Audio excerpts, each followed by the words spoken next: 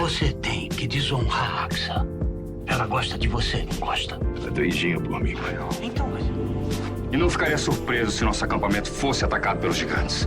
Eles existem. Fique agora com o resumo da novela A Terra Prometida, no capítulo de hoje.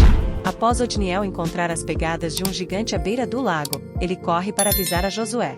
Melina diz a Ula que fez como ela tinha lhe orientado, e que fez com que todos acreditassem que ela estava realmente arrependida, mas confessa que só fez isso para evitar problemas com seu pai, e diz que não sabe como, mas que conseguirá impedir esse casamento. Ula diz que a filha precisa amadurecer, pois logo seu pai se tornará o rei de Ai.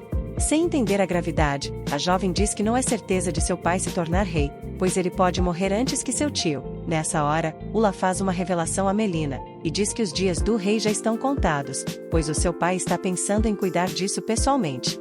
A jovem fica espantada com o que acaba de ouvir da mãe, e resolve procurar Ravena na esperança de receber ajuda da feiticeira.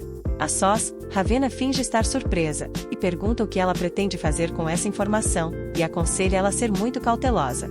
Inocente, Melina diz que pretende usar esse golpe vergonhoso para se livrar do casamento com Yusuf. Ravena concorda com Melina, e diz que ela precisa contar tudo ao general o quanto antes.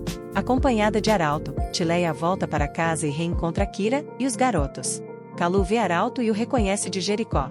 O garoto conta que a dona da hospedaria é uma bruxa, e que está mantendo o lagartinho preso, para oferecer como sacrifício aos seus deuses. Após pensarem muito, eles chegam à conclusão de que Arauto pode ajudar a libertar o lagartinho.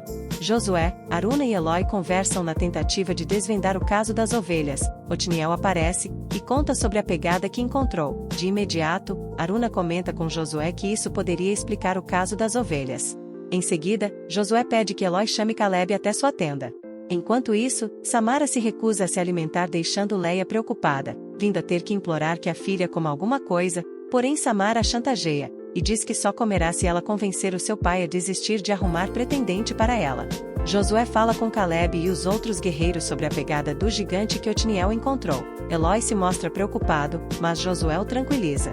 Josué pede que Otniel o leve até o local das pegadas. Enquanto isso, Caleb se aproxima na calada por trás de Eloy, e o assusta.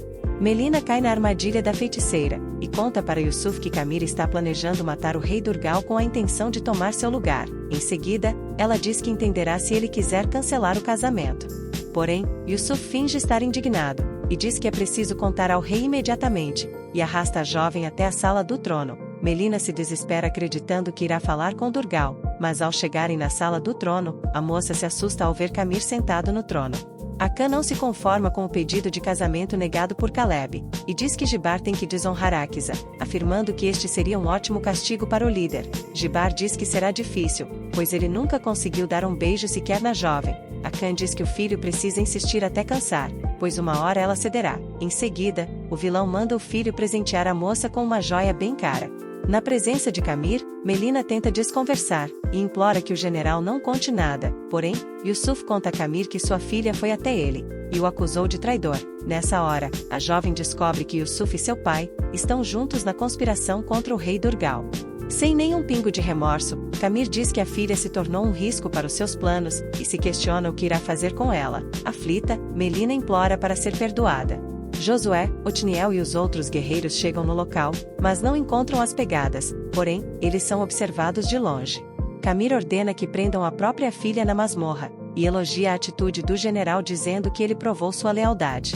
Gibar surpreende Akisa com uma joia, e diz à moça que não irá desistir dela. Akisa aceita a joia, enquanto que o falso de Gibar se declara todo apaixonado, jurando que irá lutar pelo amor deles. Em seguida, ele a beija. Akisa se arrepende, e diz que eles não deveriam ter feito isso, pois o seu pai é contra o envolvimento deles. Na sala de reuniões, Otniel fala para todos os líderes que viu as pegadas de um gigante. Caleb os alerta, e diz que é provável que eles tenham um Anakin rondando o acampamento.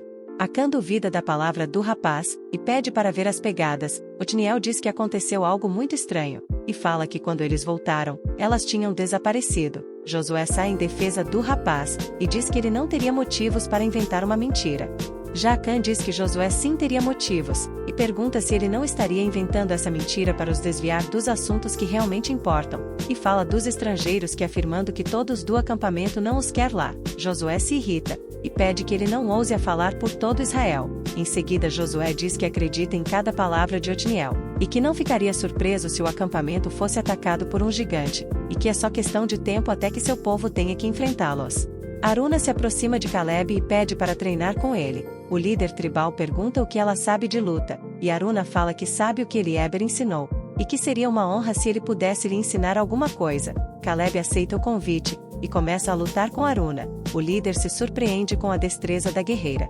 Melina é levada para a masmorra. Ao chegar, ela manda Kruga ter muito cuidado e não se esquecer que ela é a filha do governador Camir. Porém, o carcereiro Kruga diz que foi o próprio governador que ordenou que ele a tratasse como um prisioneiro qualquer.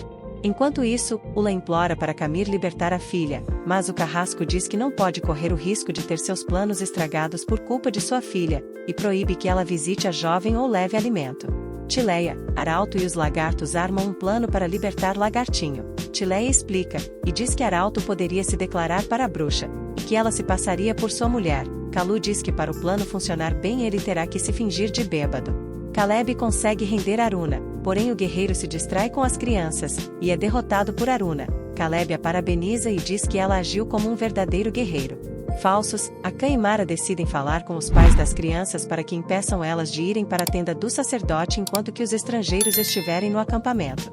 Kimuel reprova a atitude do filho que há dias só pensa em beber, e diz que isso não acabará bem.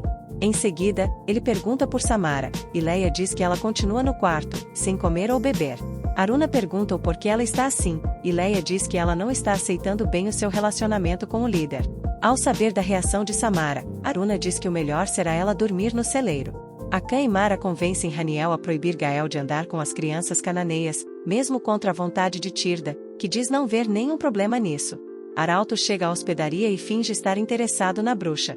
Tileia chega e faz um barraco, fingindo ser esposa do mensageiro. Kalu aproveita a confusão, e rouba as chaves da bruxa. Ele consegue libertar Lagartinho, e fogem. A bruxa fica furiosa ao saber que foi enganada, e jura que irá pegar um por um.